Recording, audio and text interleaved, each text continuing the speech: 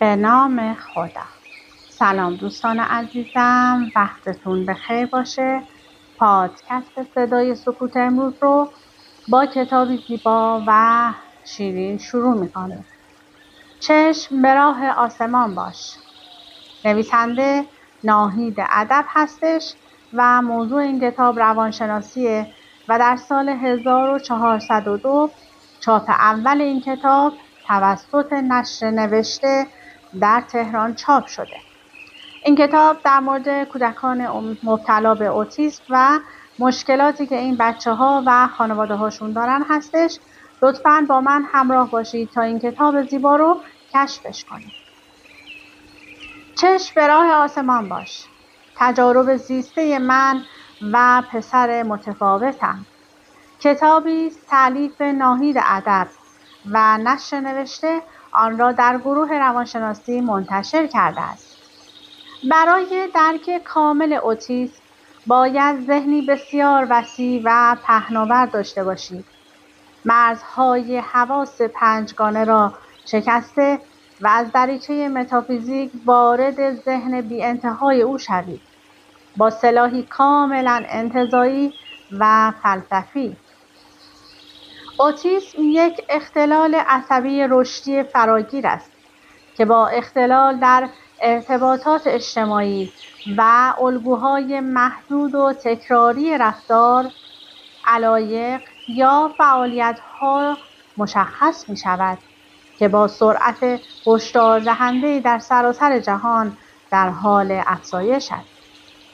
داده‌های 2 سالانه مراکز کنترل و پیشگیری از بیماری از شبکه نظارت بر اوتیسم و ناتوانی‌های رشدی ADDM در مورد شیوع اوتیسم در ایالات متحده نشان داد که از هر 54 کودک یک کودک مبتلا به اختلال طیف اوتیسم ASD است که نشان دهنده افزایش 10% نسبت به تخمین‌های قبلی است. کودکان مبتلا به اوتیسم بسیار متفاوت از کودکان دیگر هستند. ویژگی‌های اصلی، علائم و مشکلات رفتاری کودکان اوتیسم تأثیر منفی قابل توجهی بر خانواده‌ها و بهزیستی والدین دارد. مشکلات در مهارت‌های ارتباطی و اجتماعی و رفتارهایی که آنها تجربه می‌کنند والدین را با چالش‌های مختلفی مواجه می‌کند. این منجر به یک زندگی پر از غم و افسردگی برای والدین می‌شود و به جای رویکرد مثبت به زندگی منجر به نگرش‌های منفی و احساس گناه و مقصر بودن می‌شود. به طور کلی تربیت کودکان مبتلا به اوتیسم استرس‌زا و چالش برانگیزتر از تربیت کودکان با رشد معمولی است. مادر کودکی که مبتلا به اوتیسم تشخیص داده می شود اغلب به دلیل ناتوانی کودک با چالش‌های اساسی روبرو می شود که می تواند به طرق مختلف ظاهر شود و باعث ایجاد تنش برای مادر و همچنین کل خانواده شود.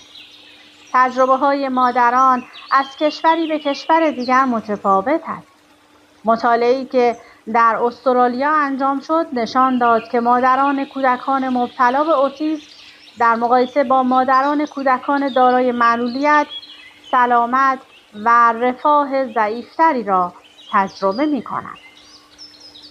در کتاب پیش روی شما خانم ادیب مادر یک کودک اوتیسم تجارب زیسته خود از فرزندش را از زمان تولد، تشخیص، شروع درمان، دوران پیش از دبستان، سنجش ورود به مدرسه، اولین سال تحصیل در مدرسه، سالهای دبستان، متوسطه اول، متوسطه دوم، مشکلات در محیط‌های مختلف، مشکلات ارتباطی و رفتاری و آشنایی با معلمان و مربیان حرفه‌ای و دلسوز که با کودکان اوتیسم عاشقانه کار می‌کنند و نهایتاً پیشرفت‌های فرزندش و در مسیر رشد و شکوفایی قرار گرفتن او را خالصانه در اختیار دیگران قرار دادند.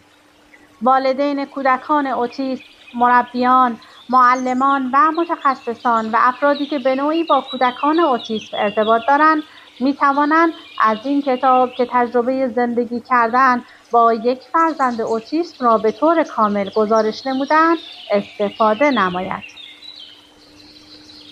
این کتاب روایتگر صبر، فداکاری‌ها و تجربیات مادری دارای کودک اختلال اوتیسم، پروین سلطانی و روایتی از کودکی تا دوران مدرسه و کشف استعدادهای موسیقی و خوانندگی فرزند اوست.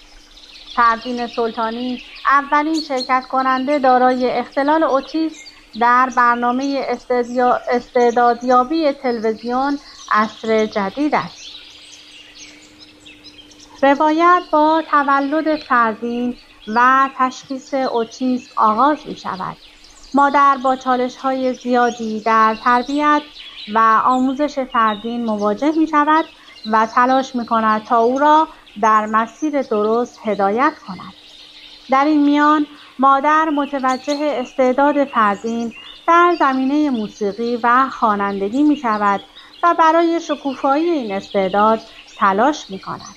پروین با شرکت در برنامه عصر جدید و اجرای آهنگ‌های زیبا توجه بسیاری را به خود جلب می کند و به عنوان یک فرد مبتلا به اوتیسم الهام بخش بسیاری می شود. کتاب چشم به راه آسمان باش به مخاطبان نشان می دهد که با وجود چالش ها می توان با صبر و تلاش به اهداف دست یافت و استعدادهای نهفته را شکوفا کرد. به طور کلی این کتاب یک داستان الهام بخش درباره قدرت عشق مادرانه، صبر و اراده در مواجهه با چالش‌های زندگی است. این کتاب داستان 20 سال تلاش و زندگی با اوتیسم از زبان یک مادر صبور و فداکار است. چشم به راه آسمان باش کتابی شامل تجارب زیسته مادری که 20 سال کوله‌بار اوتیسم را با تمام سختی‌هایش روی دوش خود حمل کرده و همراه با جزر و مد اقیانوس مواج اوتیسم طی مسیر نموده است و اکنون تجارب و راهکارهای خود را از طریق این کتاب در اختیار خانواده‌های دغدغه‌مند قرار می‌دهد. نوابغ و دانشمندان با اختلال اوتیسم در گوشه و کنار دنیا وجود دارند که با توضیح دادن دنیای ذهنی رازآلود خود تا حدی توانستند معمای اوتیسم را رمزگشایی کنند. همچنین مقالات و تحقیقات بسیاری در رابطه با این اختلال وجود دارد که می‌تواند برای اساتید و دانشجویان رشته‌های پزشکی، روانشناسی و روانپزشکی مورد استفاده قرار گیرد. اما به راستی خانواده مستاصل و غمگینی که به تازگی متوجه اختلال اوتیسم فرزند خود شده و تمام وقت درگیر طی کردن پله‌های مراکز اوتیسم، کار درمانی، گفتار درمانی و الی آخر است، چقدر می‌تواند از این مقالات و تحقیقات استفاده کند؟ اوتیسم یک اختلال عصبی رشدی است که بر تعاملات اجتماعی، ارتباطات و رفتارهای تکراری تأثیر می‌گذارد. این اختلال در افراد مختلف با شدت و علائم متفاوتی بروز می‌کند و به همین دلیل به عنوان یک طیف شناخته می‌شود. علائم اوتیسم می‌تواند بسیار متنوع باشد، اما به طور کلی شامل موارد زیر است: مشکلات در تعاملات اجتماعی، مانند مشکل در برقراری ارتباط چشمی، درک احساسات دیگران یا شروع و حفظ روابط.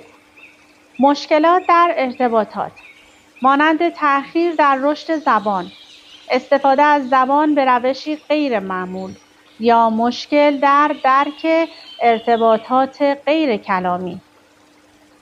رفتارهای تکراری و محدود مانند حرکات تکراری، علایق خاص و محدود یا مقاومت در برابر تغییر. به دلیل تنوع علائم و شدت اوتیسم، این اختلال به عنوان یک طیف در نظر گرفته می شود. این بدان معناست که افراد مختلف ممکن است علائم متفاوتی را با درجات متفاوتی از شدت تجربه کنند. علل دقیق اوتیسم هنوز به طور کامل شناخته نشده‌اند، اما تحقیقات نشان می‌دهد که ترکیبی از عوامل ژنتیکی و محیطی در ایجاد این اختلال نقش دارند. اگرچه هیچ درمانی برای اوتیسم وجود ندارد، اما مداخلات رفتاری و آموزشی زودهنگام می‌تواند به افراد مبتلا به اوتیسم کمک کند تا مهارت‌های اجتماعی، ارتباطی و رفتاری خود را بهبود ببخشند. تشخیص زودهنگام و مداخله درمانی می‌تواند تأثیر قابل توجهی بر کیفیت زندگی افراد مبتلا به اوتیسم داشته باشد. نکاتی برای درک بهتر اوتیسم. اوتیسم یک اختلال مادام العمر است. این بدان معنا نیست که فرد مبتلا به اوتیسم نمی‌تواند پیشرفت کند یا مهارت‌های جدیدی یاد بگیرد. با حمایت و مداخلات مناسب، افراد مبتلا به اوتیسم می‌توانند زندگی کامل و معناداری داشته باشند. همانطور که گفته شد، طیف اوتیسم بسیار گسترده است. هر فرد مبتلا به اوتیسم منحصر به فرد است و علائم و نیازهای متفاوت دارد. درک اوتیسم به معنای پذیرش است. پذیرش و حمایت از افراد مبتلا به اوتیسم می‌تواند به آنها کمک کند تا با اعتماد به نفس و موفقیت بیشتری در جامعه زندگی کنند. با توجه به آمار DSM، راهنمای تشخیصی و آماری اختلالات روانی، اختلال اوتیسم را می‌توان به چند دسته زیر تقسیم کرد: با یا بدون همراهی اختلالات فکری، با یا بدون اختلال زبانی، مرتبط با یک بیماری پزشکی یا ژنتیکی، شناخته شده یا یک عامل محیطی، همراه با اختلال عصبی، روانی یا رفتاری دیگر. با کاتاتونیا، نوعی اختلال روانی که در طی آن بیمار درک درستی از محیط و اطرافیان خود ندارد. یک فرد می‌تواند به یک یا چند مورد از این اختلالات مبتلا شود. قبل از DSM-5 برای افراد در طیف اوتیسم ابتلا به یکی از اختلالات زیر تشخیص داده می‌شود: اختلال اوتیسم، سندرم آسپرگر، اختلال فراگیر رشد طبقه بندی نشده، اختلال از همگسیختگی کودکی. علائم بیماری اوتیسم چگونه است؟ علائم اوتیسم معمولاً در اوایل کودکی بین 12 تا 24 ماهگی مشهود است. با این حال، علائم ممکن است زودتر یا دیرتر ظاهر شوند. نشانه‌های اولیه ممکن است شامل تأخیر قابل توجه در گفتار یا پیشرفت اجتماعی باشد. DSM-5 علائم اوتیسم را به دو دسته تقسیم می‌کند: مشکلات ارتباط و تعامل اجتماعی. این مورد می‌تواند شامل مشکلات زیر باشد: مسائل مربوط به ارتباطات، از جمله مشکلات به اشتراک گذاری احساسات، به اشتراک گذاشتن علایق یا حفظ مکالمه قبلی و بعدی. مشکلات ارتباط غیر کلامی، مانند مشکل در حفظ ارتباط چشمی یا خواندن زبان بدن. دشواری در توسعه و حفظ روابط. 2.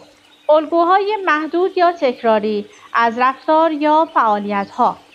در این حالت نشانه‌های زیر را در بیماران می‌بینید: حرکات تکراری، جنبیدن یا الگوهای گفتاری، پایبندی سفت و سخت به روال‌ها یا رفتارهای خاص، افزایش یا کاهش حساسیت به اطلاعات حسی خاص از محیط اطراف خود، مانند واکنش منفی به یک صدای خاص، علائم یا دغدغه‌های ثابت. شدت علائم اوتیسم بسیار متغیر است، اما نقص در مهارت‌های اجتماعی در افراد دچار این اختلال ثابت است. ممکن است والدین کودک مبتلا به اوتیسم متوجه شوند که نوزاد آنها تماس چشمی برقرار نمی‌کند یا واکنشی به آنها نشان نمی‌دهد. علت اوتیسم چیست؟ علت دقیق ASD ناشناخته است.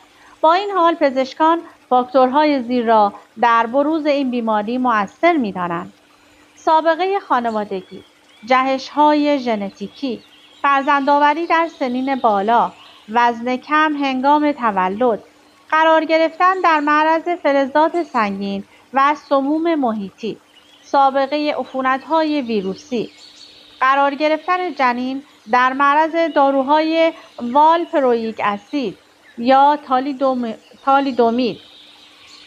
این بیماران معمولاً قبل از 3 سالگی بروز پیدا می‌کند و علائم آن می‌تواند بسیار گیج کننده باشد، زیرا برخی کودکان مبتلا به اوتیسم ظاهراً تا قبل از شروع بیماری رشد نرمالی دارند. اگرچه شدت علائم در افراد مختلف بسیار متنوع است، اما اختلالات نامتغیری در مهارت‌های اجتماعی و ارتباطی همه افراد مبتلا نیز وجود دارد. به عنوان مثال، برخی کودکان مبتلا به اوتیسم هرگز در طول زندگی خود صحبت نمی‌کنند. همچنین بیشتر کودکان مبتلا به اوتیسم علاقه‌های محدود و رفتارهای تکرار شونده‌ای از خود نشان می‌دهد. والدین ممکن است متوجه این موضوع شوند که نوزادشان از برقراری تماس چشمی خودداری می‌کند یا پاسخی به آن نمی‌دهد و یا ایجاد پیوند عاطفی با آنها برایش مشکل است. کودک مبتلا به اوتیسم پاسخ‌های نامعمولی به تجربیات حسی دارند و ممکن است تنها به صداها، بافت‌ها، بوها یا طعم‌های خاصی حساس باشند. آنها ممکن است در هماهنگی حرکتی نقص داشته باشند و عضلاتشان ضعیف باشند. کودکان مبتلا به اوتیسم ممکن است بسیاری از رفتارهای تکرار شونده مانند به هم زدن دستها، تکان دادن اندامهای بدن و یا درآوردن صدا را در اوایل زندگی داشته باشند. آنها ممکن است اشیا را بارها به ترتیب بچینند و به هم بزنند. برخی کودکان با حرکاتی مکرر مانند گاز گرفتن دست و ضربه به سر به خود آسیب می‌زنند. هر فرد مبتلا به اوتیسم تجربه منحصر به فردی دارد، اما پزشکان عموماً افراد مبتلا به اوتیسم را با توجه به شدت نقایص اجتماعی و رفتارهای بازدارنده به 3 سطح تقسیم می‌کنند. 1. افرادی که در انتهای طیف و در بخش ضعیف آن هستند، آنها دشواری‌های اندکی در تعاملات اجتماعی دارند. 2. افرادی که در وسط طیف قرار دارند، با چالش‌های میان‌فردی بسیاری دست و پنجه نرم می‌کنند و مشکل زیادی در ایجاد تغییر دارند. 3.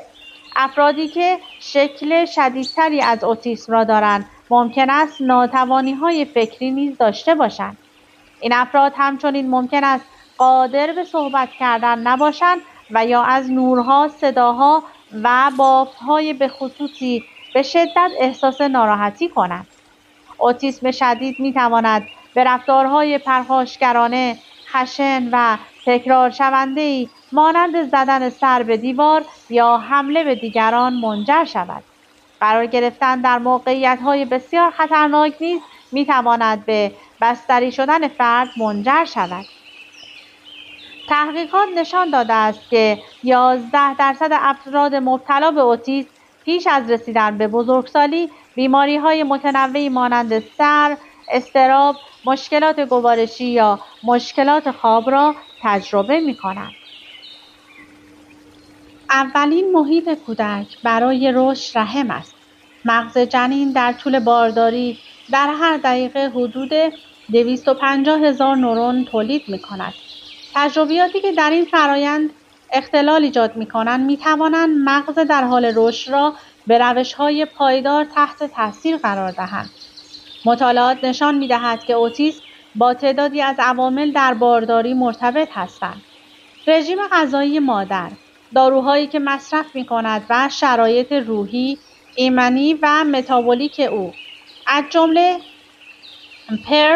اکالپسی، نوعی فشار خون بالا و دیابت بارداری همگی می‌توانند در ابتدای کودک مبتلا به اوتیسم مؤثر باشند.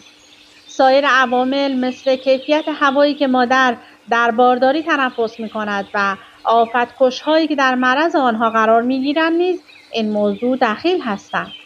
در کنار همه این موارد، عوامل ژنتیکی نیز بر بروز این اختلال مؤثر هستند و برخی جهش‌های ژنتیکی نیز ممکن است موجب ایجاد اوتیسم در کودک شود.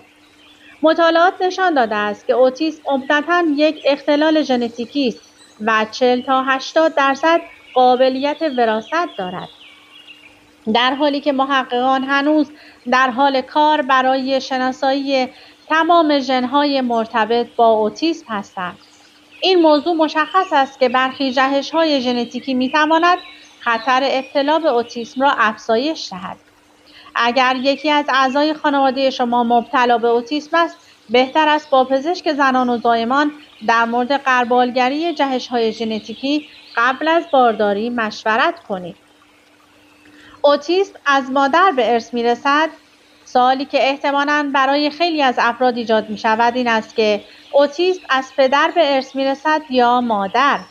حقیقت این است که تقریباً 50% خطر ابتلا به اوتیسم در کودکان به وسیله جهش‌های ژنتیکی به صورت خود به خودی ایجاد می‌شوند که این ژن‌ها در والدین، خواهر یا برادر کودک وجود ندارد. در یک مطالعه که در مورد رابطه بین ویژگی‌های رفتاری والدین و فرزندان مبتلا به اوتیسم انجام شد، مشخص شد که بسیاری از ویژگی‌های کودکان مبتلا به اوتیسم پس از رفتاری اوتیسمی در مادر بروز می‌کنند. به عنوان مثال، زمانی که مادر در برقراری ارتباط در یک محیط اجتماعی مشکل داشته باشد، فرزند اوتیست که او نیز چنین مشکل ارتباطی خواهد داشت. بررسی مطالعات در مورد عوامل ژنتیکی مؤثر بر اوتیسم. بررسی بسیاری از مطالعات نشان می‌دهد که اوتیسم از مادر به ارث می‌رسد. زنانی که دارای ویژگی‌های خفیف اوتیسم هستند، ممکن است انواع ژن‌های مرتبط با اوتیسم را به فرزندان خود منتقل کنند، بدون اینکه خودشان مبتلا به اوتیسم باشند. اما برخی تحقیقات جدید نیز نشان می‌دهد که انتقال این بیماری از پدر به فرزند نیز بسیار رایج است. بررسی یک مطالعه بزرگ که با تجزیه و تحلیل 9275 ژنوم کامل انجام شد، نشان داد که برخی جهش‌های مرتبط با اوتیسم از پدران به فرزند منتقل می‌شوند. یک مطالعه جدید که DNA به اصطلاح غیر کد کننده را بررسی می‌کند، نشان می‌دهد که تغییرات در مناطقی که فعالیت ژن را تنظیم می‌کنند نیز ممکن است به اوتیسم کمک کند و با کمال تعجب این تغییرات از پدرانی که اوتیستیک نیستند به ارث می‌رسد. اوتیسم یک بیماری پیچیده یا 100 ژن درگیر است و از همین رو نمی‌توان به سادگی مشارکت‌های ژنتیکی پدر و مادر را جدا نمود. در بسیاری از کودکان حتی ژن اوتیسم در خانواده‌ها وجود ندارد و کودکان به دلیل جهش‌های ژنتیکی به این بیماری مبتلا می‌شوند. خب دیگه زمان به من اجازه نمیده که این کتاب زیبا رو بیشتر برای شما بخونم. امیدوارم اگر این کتاب رو دوست داشتین و به دردتون میخوره حتما برای خودتون تهیه کنید و تا انتها بخونید. از اینکه با من همراه بودید سپاسگزارم. تا وایس بعدی، خدا نگهدارتون.